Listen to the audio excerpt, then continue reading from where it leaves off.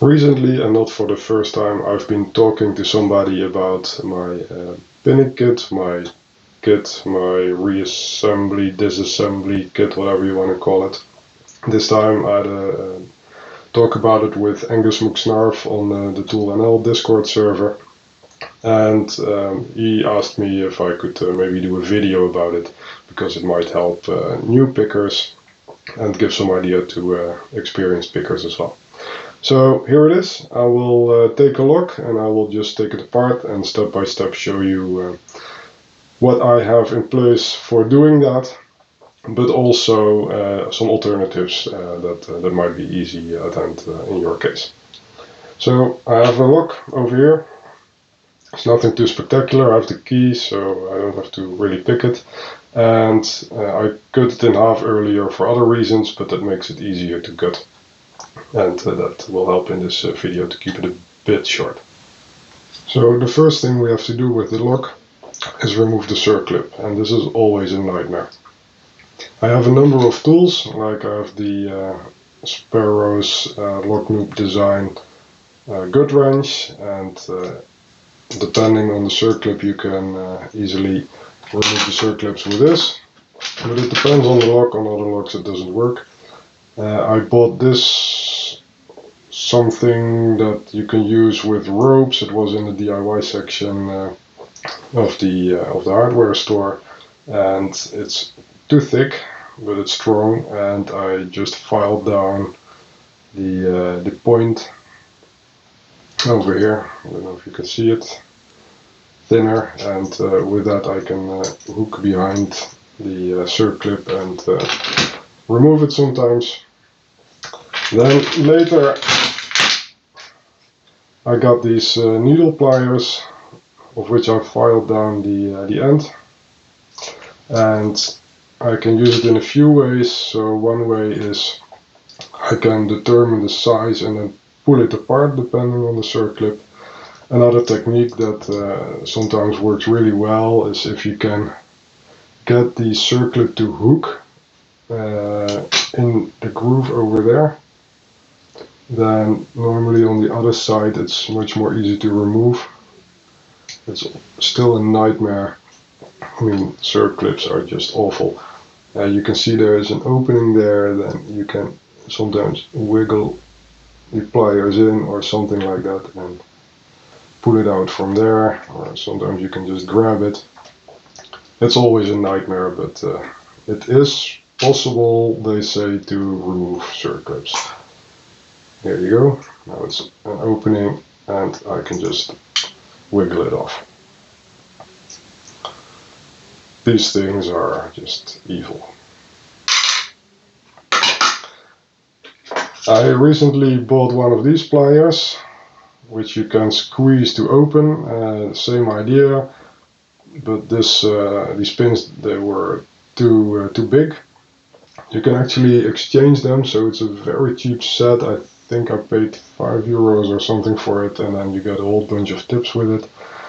The point is it's very cheap, so you can just file it and see whatever works for the lock. So this is thin enough, and similarly with the needle pliers I showed, you can just relatively okayishly remove circlips. Now the next thing that we need to do is remove all the pins one by one without making a big mess of it, and for that you use followers. So Lock Noob had a pretty good idea, I think, and he cut up a selfie stick to make concentric followers like this. I copied the idea and I think it's great. You have different sizes in a small format, and with the groove that's also convenient. You can see the pins coming, easier grab them. I didn't cut it 100% straight, which actually helps with cutting and reassembling as well. I mean, it's just great. If you don't have this, then you can also roll up a piece of paper. If it's a bit strong, that helps. To the right size, put tape around it or something to make it stronger. There are many ways to do it. Some people can use pens if you have a pen of the right size, and sometimes batteries. It doesn't work on this lock. Then the idea of a follower is that if you have the key, you can see where the pins are. So Now the pins should be on top so they don't fall out. And of course here in the bottom you have the driver pins. Now you need to check which size follower it is. So this one doesn't go in. That's the wrong size.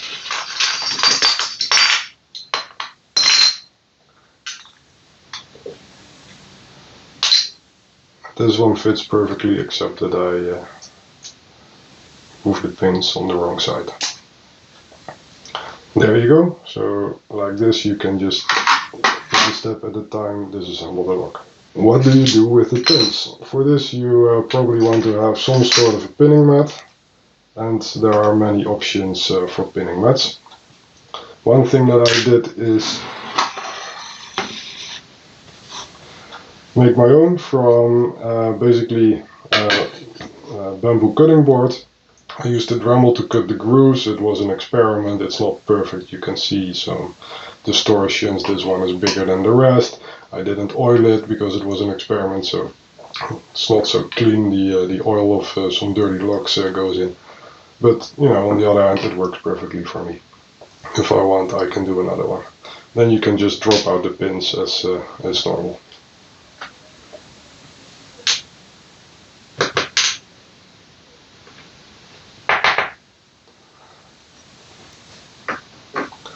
Let's see if it is this one. There you go.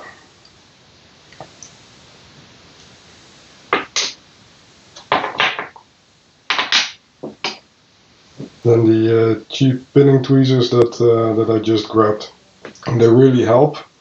I took very cheap tweezers. They were like €2 for a set or something like that. As you can see, I filed a groove in the end. It helps it to really grab hold of the pins. Let me take this intruder pin. It grabs it quite firmly, doesn't really want to wobble, and works quite well and costs nothing. Another advantage is that if you want to gut a lock, actually because your hand is not in the way because of the traditional shape, now I can't see anything, but instead with this shape it's quite easy to just see what you're doing. So I put my tweezers above it, let the pin come up, block it with the follower, grab it, and like this it's pretty easy to disassemble a lock.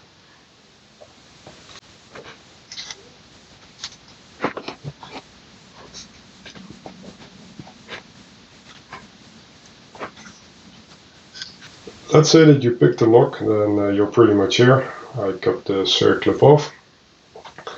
And now you want to gut it, but for whatever reason you don't want to use a follower, for example, because it's a double Euro cylinder and it's inconvenient to use a follower then, because you don't have a back to get access from.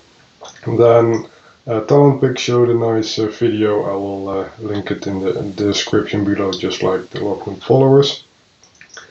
You can take a clip for paper like this and a piece of wiper insert, and this is my own design. You know, check what you like and definitely get inspiration from Talon's video. And what you can do is put the circlip on so that you have a nice flat surface on the top of the lock.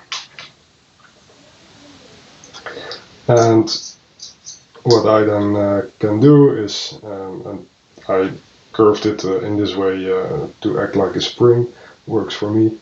So I can put this in the flat part of the lock, fold it around, guide it so that it keeps the driver pins in place. Then I can shove this in its place, and basically this will normally have enough spring tension to keep the drivers nicely in check.